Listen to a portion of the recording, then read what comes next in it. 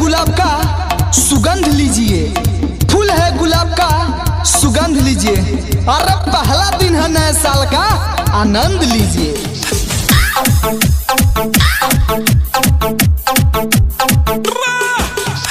नए साल में इतना एटीट्यूड मत दिखाओ पगली।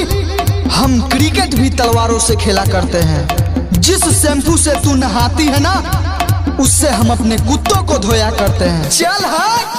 बहुत ही आना लगता है रे। शेर कभी छुपकर शिकार नहीं करते, बुज़दिल कभी खुलकर वार नहीं करते, और हम ऐसे आशिक हैं जानेमान जो हैप्पी न्यू ईयर के लिए जनवरी का इंतजार नहीं करते। समझी रे पगली।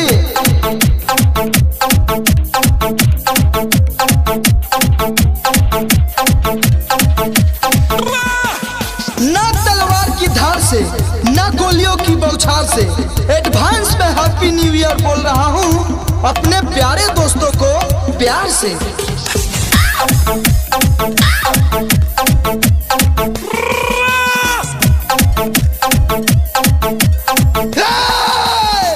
गोलियों से उसे डर लगता है जिसने कभी बंदूक नहीं देखी। साला हम बचपन से ही बदमाश है, जिस राह पे चलते हैं वह राह ही बारूद बन जाती है।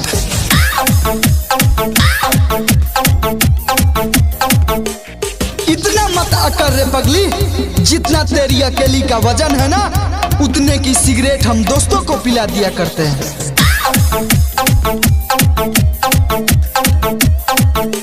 हमने गुलामी तो तेरे मोहब्बत की है, हमने गुलामी तो तेरे मोहब्बत की है। नहीं तो हम पहले भी बदमाश थे और आज भी बदमाश हैं।